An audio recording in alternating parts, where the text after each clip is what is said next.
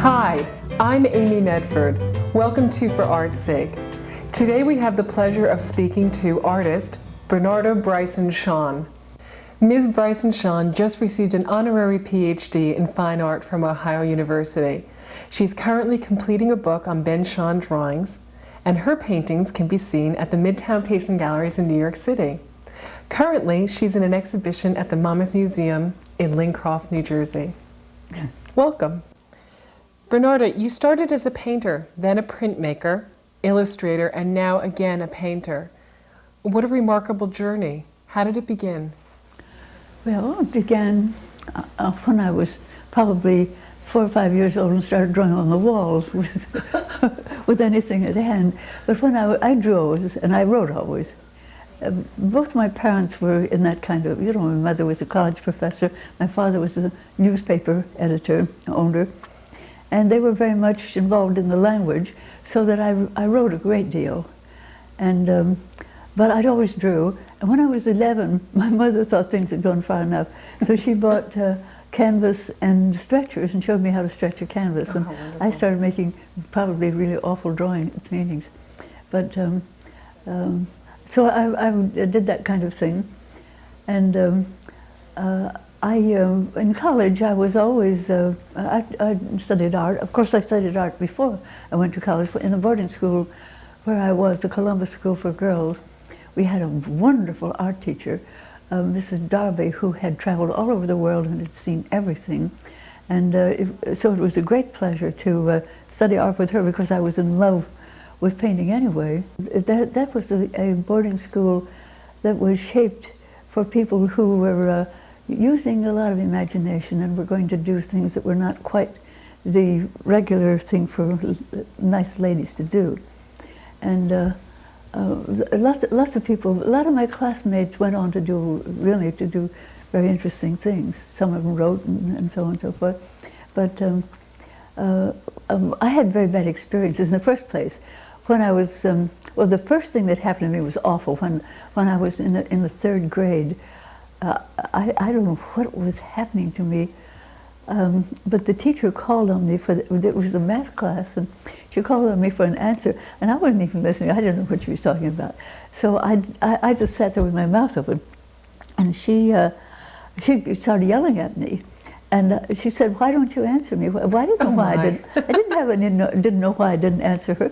So she kept on yelling, "Why didn't I answer her?" She went out and got the principal. Oh, you're kidding. And the principal came back and she spread my hand down like this and slapped my hand with a ruler and said, "You will not answer your teacher." Oh, no wonder your parents didn't force you to go to school. Well, the school was down at the end of our street, and I was just, when we got out, I was just, went home in a kind of a daze. And as soon as our house got into sight, this awful sob came out of me. I began to cry like wild. My father wouldn't let me go back. And he was very nice. He said, "Whenever you feel like going back, you can," and so on and so forth. And then we were getting ready to go to California, so we were out of school. My mother was being a college professor, was very well equipped to teach us. So she said she would do the teaching, but she didn't bother very much. So, so what we did, we were in Yuma, Arizona. She had to be there for her health. We were at Phoenix. We were in Phoenix, and we studied Latin derivatives and took toe dancing. Oh, wonderful. That consisted of my education for a couple of years. No, for a year. And then we came back and we lived in the country, and I didn't go to school there. My sister, though, did. My sister always went to school. But I like to, we had ponies and horses. I loved to ride, and I used to just ride through the hills and, but it is a strange thing that my parents said, they didn't insist that I go to school. I tried a few times. I went to a country school for a couple of weeks and things like that. But they had the idea that I didn't fit in very well in school, and they didn't force it. But then when I was about 13, my mother put her foot down and said, "I have to go to school." Well, at first, when I told her I went to a Catholic school, I ran away from that. I really did. Oh, that was a wonderful story. Oh, that was a story, yeah. Then I went to the Columbus School for Girls, which was very sophisticated, and the people were funny. And you know, when I did crazy things, they kind of liked it. so I was graduated, believe it or not, from that one. We had discussed this before, I was saying that you started your career in Ohio at the Ohio State Journal, but you had told me that there were other jobs that you had had prior to that, Yeah. which I would like to hear more about again. But then you moved to New York City. And one of the things that I wanted to focus on is during that period you did quite a bit of socially motivated work, and you were involved in the Work Projects Administration, the WPA. Would you tell us what led to your involvement in these projects? Well, I could tell. I wasn't involved in it wasn't the WPA, it was the PWAP, which was part of the same program. Okay. But that was all in New York. Before I went to New York, I was working on the Ohio State Journal, as you mentioned, and I was writing the art things. And among the other things, the other people whom I wrote about, you know, every show that came to town, naturally, a show came from the Modern Museum, and Ben's painting of Sacco and Vanzetti was in that show, and I was so impressed with it because I had written about a lot of artists who did, you know, sort of social, sort of moralistic type themes, but they were lousy artists. No, I mean, I don't mean that they were lousy artists. I mean that it didn't come through as art; it came through as the idea that they had. Right. And so I had written about it, and I was very impressed with that. Then there was the big Rivera fracas, and it was really almost over at the time but there was still a lot of talk about it, when I said to my editor, why don't I go over to New York and interview Rivera? And he said, that's a good idea.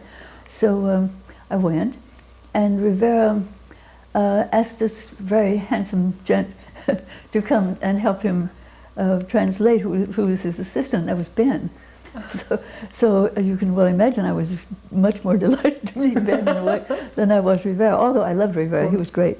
But so I told Ben that I had written about him, and we had a nice talk, and I went back to Columbus and forgot all about it. But in less than a year, I decided that New York is pretty interesting, and maybe I'll switch my activities to New York, so I did. I think you asked about yes, about you know, the so-called social activities. Yes, and I refer to it that way because I'd like you to discuss it, but that was, I felt, a way to lead into it. Well, the first night I was in New York, I was staying with an editor friend of mine, Lucy Temkin, and Lucy said, you know, there's a meeting of unemployed artists down in the Church of All Nations on 2nd Avenue. I bet you'd be interested in it. And I said, I certainly would. How do I get there? so Lucy took me down and left me at the door. Maybe she stayed, I don't know. But it was very interesting. And so, of course, in my very bad habit, I shot my mouth off, so to speak. And so after I talked a little bit. But after a while, so they were going to nominate officers, and somebody nominated me to be secretary of the organization, and I quickly said, I don't even know my way around New York. But they voted for me, and I became secretary of the organization. Oh, that's wonderful. So we had a lot of fun, and we decided we'd find a headquarters, and we found this battered old office building on 17th Street, and we washed the windows and fixed it all up and had a headquarters. And then there was a big discussion, should we be a guild, should we be a union, should we be this? And unions were very much in the ascendancy at that point. I was much for the union, and we voted, and we became the Artists' Union. Wonderful. So then we got a bigger headquarters. Everybody joined the union. So, you know, the artists who were conspicuous in New York were the ones that didn't belong to the union. Gorky belonged to it, Stuart Davis belonged to it, well, Gorky wasn't active, Stuart was very active. Ben belonged to it, almost anybody you could mention. It has a kind of an interesting history. The Depression, as you know, was very deep by that time. This was, I think that was about 1934, and 33 or 34. And a group of wealthy New York art lovers had formed something called the Committee of 100, or the Gibson Committee. And they were finding jobs for artists to do, some very funny jobs, but you know, it was giving them a little money. And so out of that, the artists who were employed on that kind of a project started the Unemployed Artists Organization, and then a lot of other unemployed artists, that is, all artists, Found work.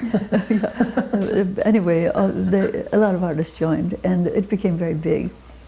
When we became a union, it got pretty controversial. I'll tell you one of the things that we did.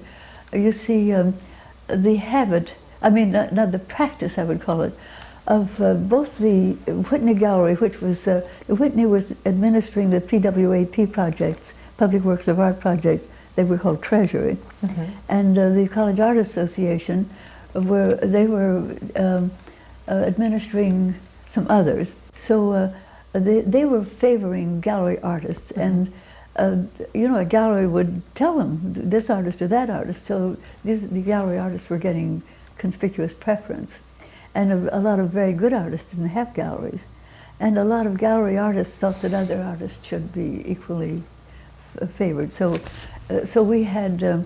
So we demonstrated in front of Whitney and various other places. We had a couple of marches and so on. And everybody had a whole lot of fun.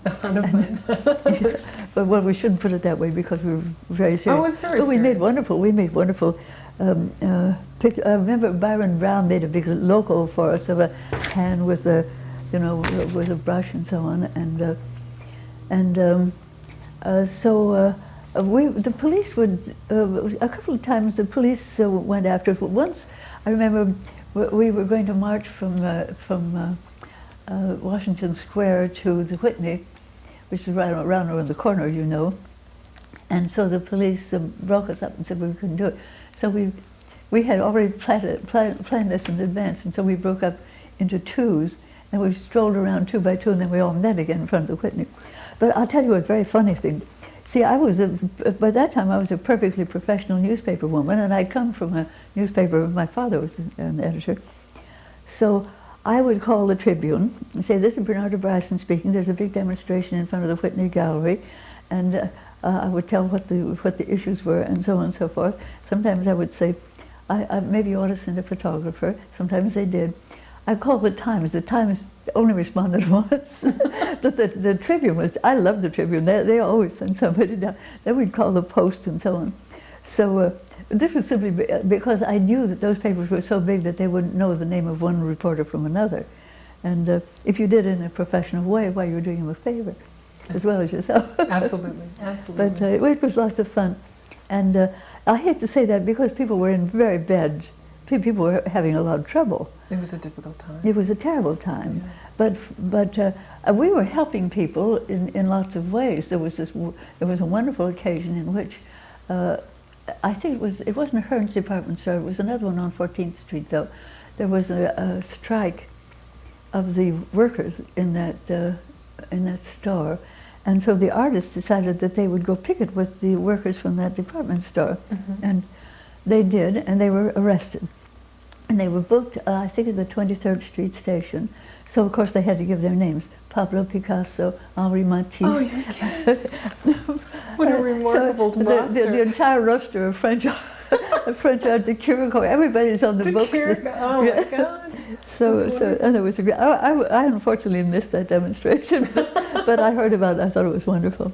Well, I'd like to switch gears a little bit and talk a little bit about your work now. You were very successful as an illustrator for major publications, and Russell Lines described you as the most accomplished illustrator in the business. How did this affect your development as an artist? Oh, it was very flattering. I didn't remember that. I would imagine, yeah. But no, I love to draw, and there was a time when I was living here. I had 3 small children, and I had lost contact with the living world, to my mind, and so I decided that I would like to draw for a magazine. I liked Harper's. I wrote a letter.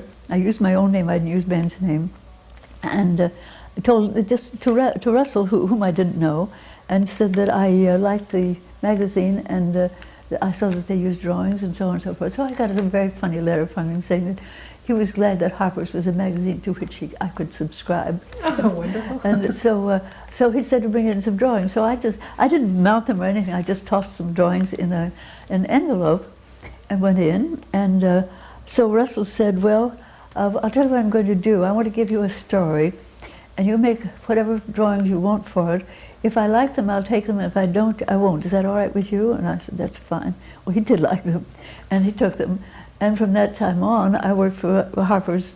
You know, I used to work for them almost every month for what, 20 or 30 years, I don't know how. Wonderful. But when I began to work for Harper's, then the next one was the Scientific American, and I loved working for them. I read every article and did research on every one of them. And then I worked for Fortune, and it was great fun to work for Fortune. So those three were steady. And so then I worked for, you know, for other magazines. I worked for 17 and things of that sort. And I enjoyed it very, very much. That sounds wonderful. So I did that for many years. I know, and throughout all of this, you also continued to write. That was also a passion of yours. Yeah, and you have written and illustrated a number of books. Would you tell us a little more about some of them? Well, the first book, I had been doing a lot of illustrating, and I don't know why I did the St. Nicholas book. I guess just because I was amused to discover that St. Nicholas really was a person. But I came across the 20 miracles that he's supposed to have performed, and they were very miraculous miracles. So I decided that would make a pretty good book. So I did the book. Incidentally, a Byzantine scholar is now in Antalya, which is that part of, which is in a very ancient part of Turkey, but a very big Byzantine part of Turkey also. And he was using my book. Was he really? I'm exaggerating. He told me that my book was just amazingly Byzantine to his mind. Well, of course, I wanted it to be Byzantine, and but so that was delightful to do, and it was published by Little Brown, and then the next book I did. I think the next one was Gilgamesh, and this is a legend I had known for many, many years, and I had known every recension of it and done enormous research on it, just because I was so fascinated. This very early Sumerian civilization was so highly developed and could tell so fresh a story as this, in which people defied the gods and things of that sort. So I really loved doing it, and it was published by Holt, Reinhardt and Winston, and they did a beautiful job of the illustrations. I mean, I did a beautiful job of the illustrations. You were the one who did the illustrations. They reproduced them very well. But this time I was illustrating a lot of books, and I had just done a Wuthering Heights, which I had story that I had always loved. Yes. And it was a big job though. And after I did all the drawings for Wuthering Heights, I said, why don't you do something really nutty, something that isn't somebody else's writing? So I did in verse something that I called the Zoo of Zeus, which was all the creatures, you know, of Greek mythology, and it's a very nice book. And I took that to Dick Grossman, who was a publisher, and he had it reproduced in Italy, beautifully reproduced. But then it had a very unfortunate thing happen. Oh. Dick was in love with a young lady, and the shipment came, and they had a place right on the corner of Gramercy Square, and the shipment came, and he put it in a place in this building where you know, where his place was. So he went off to seek for Joe, and the roof leaked. Oh no! So most of the shipment was destroyed, but a lot of them were circulated. Every once in a while, one turns around. Oh, that's wonderful. But I love the book. It's really nice. Then after Ben died, I had written a lot about Denver various. I did one for Image, and I've written for Graphics a couple of times, and Nouvelle Observateur in France and so on. And after he died, I decided. People were writing the wrong things about him and not understanding. So, and then Harry Abrams called me and asked me to come in to lunch. And he asked me if I would write a book about Ben, and I said, I really want to. I'd like to very much. So I went to the Canary Islands. I wrote the whole thing there and came back and edited it down. But I also designed it. But, you know, I wouldn't take the... that book I've seen. No, it's a beautiful I wouldn't book. take have the effrontery, put it that, to try to design a book so far as the type counting and shaping things and getting them all straight and so on is concerned. but there was a wonderful, wonderful editor named Nate Chang, graphics editor at Abrams. So I did the designing of where I wanted things to be, and Nate did the physical thing of putting them together. And I must say it came off just beautifully, and it was a very nice book. It is. And the last one, I've just finished doing a book on Ben's drawings, and I designed that first, and I'm drawing, but I finished doing it. So you continue doing all of this alongside now with your painting. And I do want to discuss that, and I want to talk about that. But I also, why don't we focus on that? I'd like to talk about Veblen College also, because it's just so fascinating about all the individuals who participated in the idea stage of that. Yes. But I really do want to talk about your painting. And I know that you focused on your painting again in the 70s, and your painting style is very different in style and subject matter from your printmaking. And I'm curious to know what made you focus your creative expression. But I don't think that I don't think it is different in style. Okay. I think this is, I still carry in my conscience the heavy teaching of Marie-Louise Stahl that you really have to draw and you really have to know what you're doing. And all my drawings are very much in drawing, and so are my paintings. So essentially. So they are the same. But my drawings also had a touch of what people call surrealism, and I think it does have a touch of surrealism. Yeah, that's but my drawings always had that quality also. Right. I was going that actually that I do see that in your work. But I think the thing that I was focusing in on is in many of your paintings now you're using inanimate or anonymous objects like the artist's mannequin and the draped figure. And I guess that's, to me, what the biggest difference is. Well, I could tell you some of the genesis of that. Please. A very interesting thing. All the time when I was drawing and Ben was painting and so on, I wasn't painting. I wasn't jealous at all, but I knew I was going to paint someday again. And I would think of things I wanted to paint. After Ben had died, I didn't, I did the book and I didn't do anything for a while, and I bought a press and did some prints. And I was in the studio one day, and there was a mounted panel, and I just picked up some paints and started painting. And then I said to myself, which way do you want to go? Because I was extremely familiar with all the different directions in art, of the surrealism and of abstract art and so on. I realized the virtues of abstract art, that you're totally free to use your materials whichever way you want to. However, that's where it stops. You can't say, it has no human connection.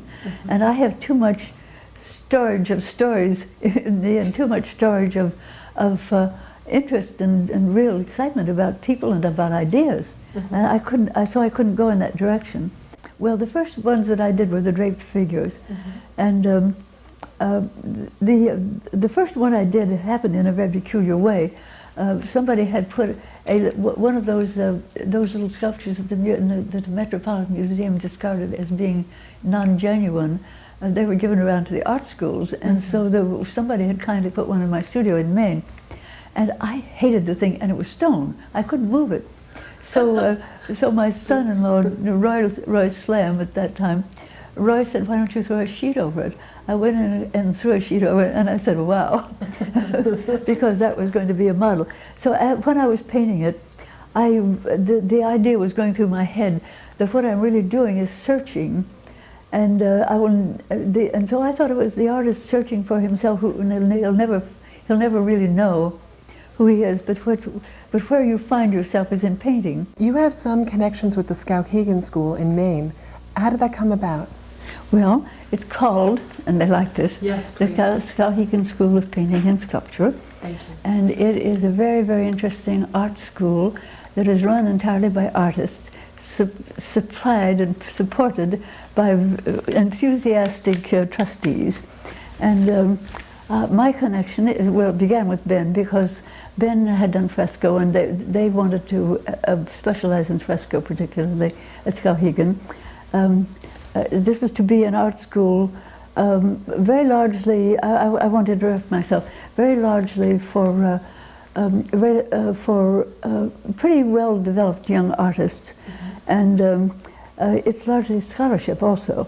But they wanted Ben to be there, to help them direct about about fresco. Now, Henry Varnum Poor was one person who was there, Annie Poor, and so we went there for many years. At first, we used to just visit Bill Cummings, on whose place the whole school was started. And then I found a house near the school, and I found this house for $2,100, and I was going to buy it. And Bill and Ben said, "Oh, no, you don't want to do that. You'll spend your life fixing that house up. Oh, no, don't do it." And they were building a house. So this house is very charming. It's very modern that they designed, and built with 2 studios, but only 1 bedroom, because Bill said if you have more than 1 bedroom, it's going to be full all the time, and so on and so forth. So after Ben died, they wanted me to continue to be a governor there, which I am. I love the school dearly, and each year we have a new crop of absolutely wonderful artists, and every experiment under the sun that has ever been thought of has been tried up there. You see some exciting, wonderful work. I would like to just tell maybe one piece, for instance. Please. All right, I will. I think it was summer before last, and I remember lots of pieces, but this one I will never forget. A young, I think she was from one of the, she was a Latin student. She made casts of parts of bodies, an arm, part of a face, a head, and so on and so forth. She buried them in mud so that they looked as though they were just the emerging part of a whole body. And out of her studio, she made a kind of a canopy draped in white rags, and it had little thin posts, and these thin posts were all wrapped in white rags, but they floated in the wind. And this whole image of these white bodies buried in the mud, and those rags white rags floating in the wind, was unforgettable. And you know, this was just a student project, and it's the kind of thing you see there. I've seen kids go out with shovels and do an earth sculpture. And one young man did a wonderful thing. He went around the countryside, picked up different colors of mud and clay, and did an abstract painting using his hands as paintbrushes. Did more than one abstract painting in colored muds from the area. But you know, the kids are so free up there that they just get all these wonderful ideas. Oh, that's great. And of course, we have a big lake and lots of nice living, and it's just delightful. This has truly been a pleasure, and I want to thank you for your time and thank you for your thoughts. Oh, the pleasure was all mine. Thank you.